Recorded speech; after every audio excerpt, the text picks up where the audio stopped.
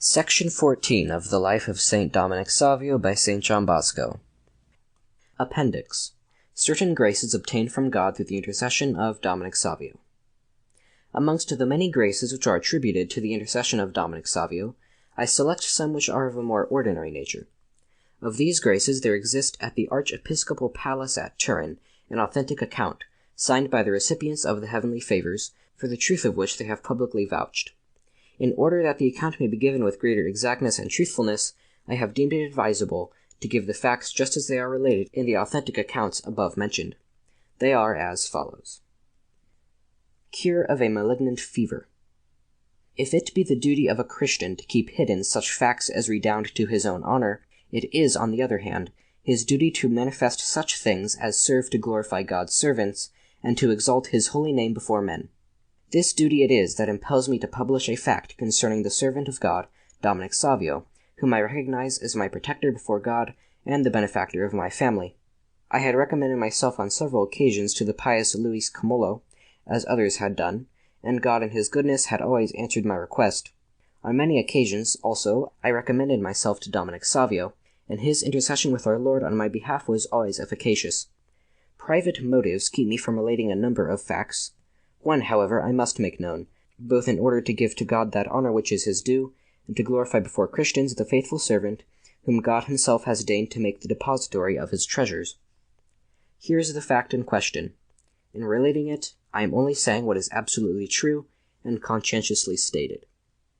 On the 8th of September, 1858, I caught a severe chill, which, after keeping me confined to my bed for some weeks, developed into fever. I tried the various treatments prescribed by the doctors, but without avail. My delicate constitution and my weak state of health soon brought me to a state of great weakness, and left me almost prostrate. Visits from medical men, consultations, change of air, medicines, country, were all unavailing to my case. To my bodily ailments were added anxiety of mind, consequent on my inability to attend to my duty as a mother of a family. I was indeed unfortunate. Prostrate on a sick bed, all hopes in doctors and medicines gone, nothing now remained for me but help from heaven, and this did not fail me. Only a few days before, a small book containing the life of Dominic Savio had been published, and moved by the virtues which he practiced during life, and still more by the graces which others had obtained through his intercession, I resolved to recommend myself to him in order to obtain relief in my distress. On the night, therefore, February 20th, 1859, relying on the power of God, who grants his favors in abundance through the intercession of those who have been faithful to him in life, urged on likewise by the need of comfort in my afflictions and relief in my infirmities, I gave utterance to the following words. O thou, who in a few years of life didst attain to so high a degree of virtue, show forth the power and goodness of God. Let me know that thou art in heaven, and that from that happy place thou dost protect thy clients. Obtain from God that I may be relieved of my infirmities, and may recover my former state of health. I promise that I will relate, whenever I am able, the favor which thou wilt obtain for me from God. I had hardly finished these last words, when I felt a sort of shivering through my whole body. I felt at once a great relief. My infirmities vanished, the fever disappeared, and a sweet sleep stole upon me, so that I was able to spend that night in calm repose. In the morning I was perfectly cured. Dr. Frola, who came to see me, was not a little astonished at so great an improvement. I do not know, he said, what remedy has been able to do you so much good. Certainly the finger of God has been here. I got up from my bed and found myself in perfect health, after a sickness which should have required some months at least of convalescence. 8 months have elapsed since my cure, and up to the present, thank God, through the intercession of that holy youth, Dominic Savio, I have not been subject to ailments of any sort. All this that I have of my own accord here set down, I desire to be published wherever it may be deemed to promote the greater glory of God and the good of souls, and I am prepared to testify to the truth of the same in the presence of any person whatsoever. I have subsequently on various occasions had recourse to this heavenly benefactor, and have always been heard. May these facts serve to strengthen the faith of other faithful Christians, so that they may have recourse to this source of blessings, and may they find in their spiritual and temporal needs effectual help in him, who lived a holy life on earth, and now in his glory protects us in heaven. Countess Buschetti, née di Mazzanelli, Turin, 15th of October, 1859. Cure of a serious eye complaint. It was in 1858, about the end of May, that my eyes became seriously affected, and the pain continued, sometimes diminishing, sometimes increasing, up to the November of 1859. Beginning from the month of March of that year, it increased to such an extent that I was from the very outset constrained to lay aside all studies, and later on to give them up altogether. In the early part of July, my affliction had increased to such an extent that college life, which I had before enjoyed, now appeared to me to be unbearable. Thus it came about that, owing to the state of my eyes, and the regret I felt at the sight of my companions working for the approaching examinations, I had to go home. I thought some improvement might follow, and indeed I did get slightly better, but only for a short time. 4 or 5 days had scarcely elapsed from the time the improvement set in, when the malady again took a turn for the worse, and I was not merely reduced to my former state, but to a far more deplorable one. I then had recourse to several doctors. One of them required me to take about 400 pills of some particular make. I took them as prescribed and followed minutely the directions given me, but all to no effect. I was bled 4 times, without avail. On 5 occasions I submitted to blistering operations behind the ears without deriving any benefit thereby. I was at this time visited by other well-known eye specialists, among others Cavalieri Sprim, Dr. Fisore, and Dr. Paganini, but after submitting me to various tests, they told me plainly that the way to cure the disease with which I was afflicted was still to them an unknown problem. Weary then at my hopeless plight, I knew not where to turn. My days were spent continually in a dark room. All amusement was a source of horror to me, and my eyes had become abnormally inflamed. Towards the end of October I seemed to feel some improvement, and with the hope of a speedy and complete cure, I returned to the college. A fortnight, however, had scarcely elapsed, when my eyes again began to give me so much trouble that I felt doubtful of ever being able to study again. I then had my arms blistered, and the operation was subsequently repeated. The same was done several times to my ears, but no benefit resulted. I often spoke to the director of the house about it, and he, in order to console me, would address to me such words as he knew would be to my temporal and spiritual advantage, encouraging me to be patient, and holding out hopes of a speedy recovery. One evening, whilst all the boys were engaged in some singing classes, I was sitting thoughtful and sad, with my face buried in my hands, and leaning on the table near which the director was seated. Presently he arose, and coming quietly up to me, touched me on the shoulder, smiling as he did so, and spoke to me as follows. "Why can we not free you once and for all from this trouble? I wish to see the end of it. Let us endeavor to take possession of Dominic Savio, and not allow him to depart until he has obtained your cure." At these words I looked at him steadfastly, but said nothing. Then he continued, "Yes, pray every day during this novena," it was the eve of the feast day of the novena for the feast of the Immaculate Conception, "to Dominic Savio, that he may intercede for you. Endeavor to be in such a state as to be able to go to communion every day of this novena. In the evening, before retiring to bed, say these words, 'Dominic Savio, pray for me,' and add 1 Hail Mary." I promised to do this exactly, upon which he continued, "That is right, do what I have told you, and I will remember you every day of this novena in the Holy Mass. And who knows," he added, "whether this time Dominic Savio will succeed in escaping us before you have been cured." On the very day that I began to make the novena, I felt an improvement in my malady. I then continued the practices of piety with greater fervor, and was soon rewarded for doing so, for in a few days my eyes were completely cured. During the novena I had promised that, if, after a certain time, I had no further relapse, I would do my best to have published, in honor of Dominic Savio, the grace I had received from him. I now keep my promise, for the time fixed, 1st February 1860, has elapsed, and I am in perfect health. I hope that Dominic Savio will continue to bestow his favors upon me, and I, on my part, shall do all that I can to show my gratitude to him, striving to imitate him in those virtues of which he gave such a striking example. Meanwhile, let praise be rendered to God and to Dominic Savio, through whose special protection I obtained this grace. Turin, 1st of February, 1860. Thank God my eyes are still in a perfectly healthy condition, and I hereby confirm my above statement. Edward Donata, of Salugla.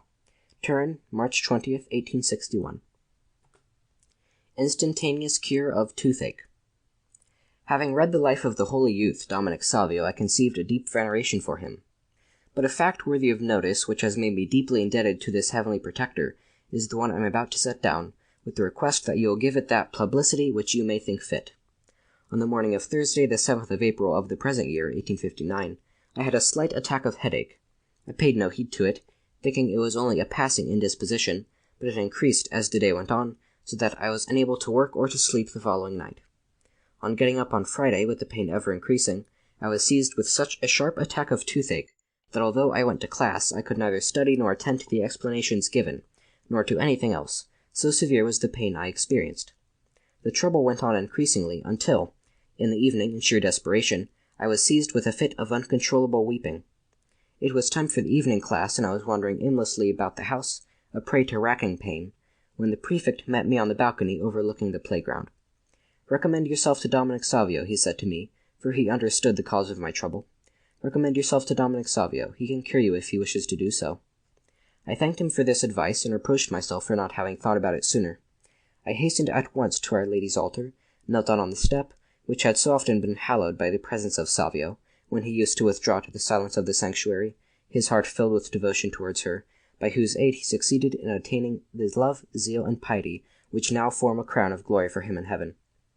Kneeling down there, I made the sign of the cross and began to pray, determined at any cost to obtain my cure, provided it were in accordance with the will of God. The pain was then at its worst, but at the moment I was saying the words, "Sed libera nos a malo," the aching pain suddenly ceased. My blood resumed its normal course, the face assumed its natural proportions, and I found myself cured and at ease, without any trace remaining to remind me of the agony I had suffered. How can I express the gratitude I then felt, and will ever feel, towards young Savio? What esteem do I not furthermore owe to him, who so speedily cured my body for the good done to my soul? I beg you to take this account into consideration, and make use of it in such a manner as you may judge most suited to promote the glory of God, and confidence in the holy youth Dominic Savio. Obediently yours, Matthew Galliano of Caramanga.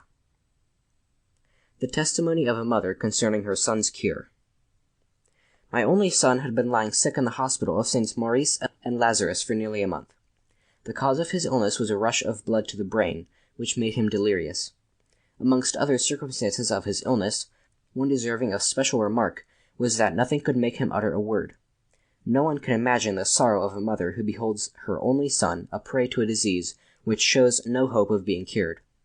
In my advanced years I should have been left without help of any kind, and my life, in consequence, would have been a most unhappy one. One day, when under the weight of the deepest sorrow, I went with some relatives to the hospital. Whilst we were by the patient's bed, I heard how many times he had been bled, and at the sight of the death-like pallor and emaciation of his features, I burst into tears, and nothing seemed able to console me. But thanks be to God, who deigned to comfort me in an unexpected manner, and to change my sorrow into the greatest consolation. Some little distance off, I noticed a young man with a small book in his hands. He went to a bed next to the one where my son was lying, and having opened the book, showed to the patient a picture of a boy about 15 years of age, whose virtuous life was related in the book. He advised the patient to read and to imitate the virtues of the boy who lived and died like a saint. At the sight of the book and the picture, I thought at once that the boy represented in it was some saint, and, approaching, I said to the one who held the book in his hands, "For the love of God and of our Blessed Lady, give me one of those books for my son." He answered that he would willingly do so, but that it would be useless to give it to one in delirium to read, and that it would be better for him to recommend himself to Dominic Savio, imploring him to obtain his cure. I at once approved of the proposal, and going close to my son, I said to him in a faltering voice, "My son, listen. Recommend yourself to Dominic Savio, so that he may obtain your cure from God." At these words he turned towards me, but remained for a few moments motionless. Then suddenly, to the great surprise of those standing by, and to my great consolation, he said, "I recommend myself to him." Words will not express the joy and satisfaction which my heart experienced on hearing the voice of a son, whose cure I had almost despaired of, on hearing that voice which for 18 days had not sounded in my ears. I then endeavored to make him understand the holiness and virtues of Savio, to whom we had both earnestly appealed. Shortly afterwards, there was a complete change, and he was entirely cured from a disease which the doctors declared could only end in death or the asylum. Mary Pyra, Turin, April 10th, 1860. Sudden cure of rupture. Amongst other favors obtained after recourse to Dominic Savio, the wonderful cure of a young student deserves to be recorded. I myself and many others were witnesses of this fact, which is here described by the recipient of the favor. 3 years ago I suffered from rupture, and though cured of it had undergone intense pain on that account, but on February 20th of this year, 1860, I was attacked by the same complaint whilst at recreation in the playground.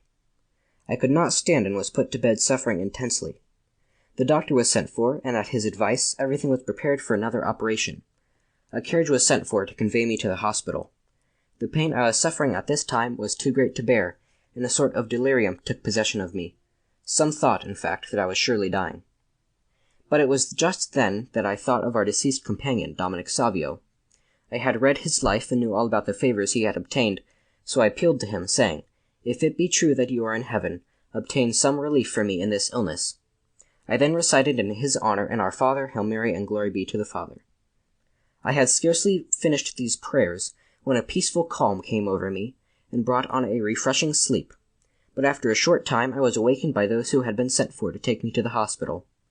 To their surprise I said, "My pain has all gone." They found that I was perfectly cured, and had it not been growing late, I should have got up again from bed. However, on the following morning, all traces of my attack had disappeared, and I arose with the others in the best of health.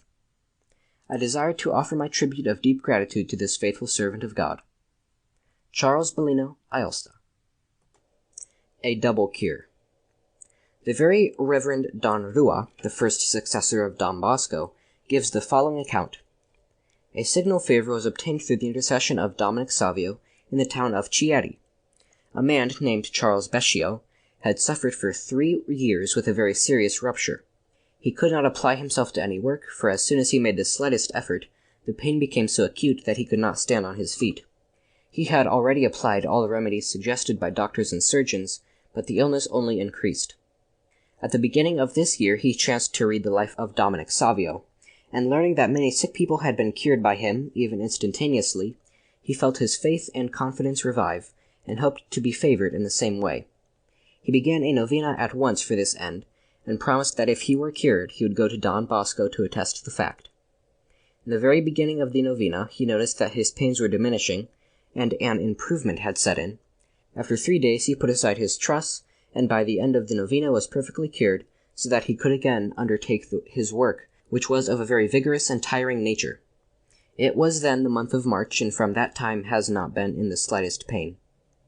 Moreover, Dominic did not only obtain for him this temporal favor, but a spiritual one as well, of greater consequence. For some years he had not approached the sacrament of penance, and felt such a repugnance to do so, that nothing but a special grace would have been able to conquer it.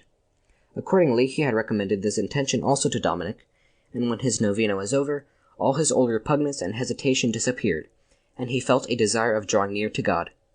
In fact, he approached the sacraments of penance and Holy Communion to his great consolation. The undersigned has taken this down from the recipient of the grace, who is ready to make any attestation required. Michael Rua, priest. Turin, March 10th, 1861.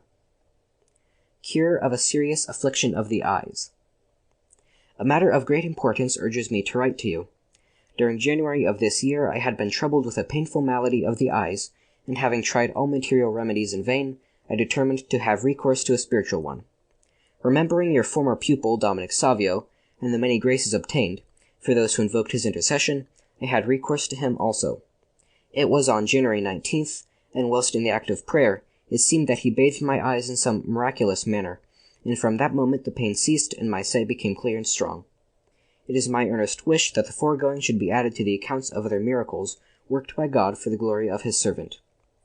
Lawrence Palazza, Carmangola, April 1861. A dangerous illness overcome. Having been requested by a number of prudent persons to inform you of a cure obtained through the intercession of Dominic Savio, I would ask you to add it to the other accounts sent to you. In July 1871, I was attacked by such a violent cough that I could get no rest either night or day. The doctor was sent for, and he consulted others, but there was no sign of improvement. After some days I was evidently growing weaker, and was troubled with catarrh, which made breathing impossible. Acute bronchitis set in. I was unable to do anything but a little reading, and so I picked up Dominic Savio's life, although it was already familiar to me. His virtuous life and the favors he had obtained naturally suggested to me that I should have recourse to him in my illness, and I began a triduum or 3 days of prayer. When the doctor came next, he found such a marked improvement that he said it could not be due to human aid or power. It seems like an illusion, he said. The cough that had been racking me for 3 months was gone, along with the bronchitis which was slowly wearing me away. Now, instead, I go about with sound and robust health, blessing Savio for obtaining such a signal favor. J. B. Pellegrini, Como. Such is the venerable Don Bosco's narrative of the life of Dominic Savio, and of some of the favors obtained through his intercession. These favors have been multiplied in the years that have passed. They have been influential in the progress of the cause of his canonization, which was formally introduced at Rome in February last, 1914. Much has been written about Dominic Savio, particularly since that event, but we may well conclude by giving the reader the words of His Eminence, the late Cardinal Parocchi, who wrote in 1895, "May the young learn from Savio how to sanctify themselves, even in the midst of dangers, how to join holiness with cheerfulness, frankness with reserve, dignity with modesty, the interior life and intimate union with our Lord, with the diligent exercise of external duties. Let them learn of him to be beloved by God and men, and thus to leave a holy memory to succeeding generations." Finis. End of Appendix. End of the Life of Saint Dominic Savio by St. John Bosco.